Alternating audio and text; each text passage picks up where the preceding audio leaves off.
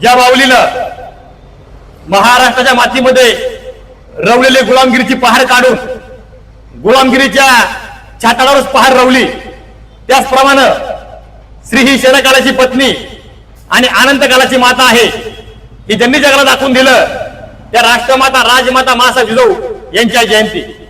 मासाहेबांना मी जयंती निमित्त प्रथमतः त्रिवार वंदन करतो, अभिवादन करतो।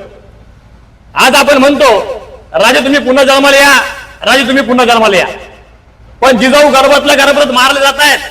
मग सांगा मित्रांनो, राजे कशी जन्माला येतील? अरे कशी उमलतील फुलं अशा काळ्या तोडल्यावर, आणि कसा पेटेल दिवा अशा पंथ्या फोडल्यावर, आणि कशी घडेल जिजाऊ गर्भातच मुली मारल्यावर, कशी घडेल जिजाऊ गर्भातच मुली मारल्यावर। आज जर आपल्याला आपल्या महाराष्ट्रामध्ये मासाहेबांसारखं एक महान जाज्वल्य व्यक्तिमत्व जर घडवायचं असेल तर या माझ्या महाराष्ट्रामधल्या प्रत्येक माता भगिनीनं, प्रत्येक माता माऊलीनं मासाहेबांचे एक एक विचार, एक एक गुण आपल्या अंगात धामण्यामध्ये, रक्ताच्या प्रत्येक थेंबा थेंबामध्ये ते रुजवले पाहिजेत, ठसवले पाहिजेत, ते अंगीकृत केले पाहिजेत, ते आत्मसात केले पाहिजेत।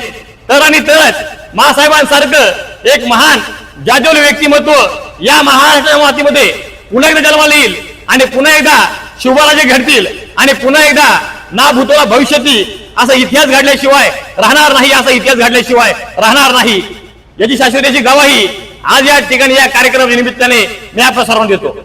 खरं तर तुमचं आमचं सर्व बहुजन समाजाचं हिंदवी स्वराज्य घडवणाऱ्या मासाहेब जिजाऊंच्या जीवन कार्याला, त्यागाला, समर्पणाला मी आज मासाहेबांच्या जयंतीनिमित्त मासाहेबांना नतमस्तक होतो, त्यांना मानाचा मुजरा करतो, आणि आपल्या सर्वांना मासाहेब जिजाऊंच्या जयंतीच्या निमित्तानं मनपूर्वक हार्दिक शुभेच्छा देतो आणि थांबतो।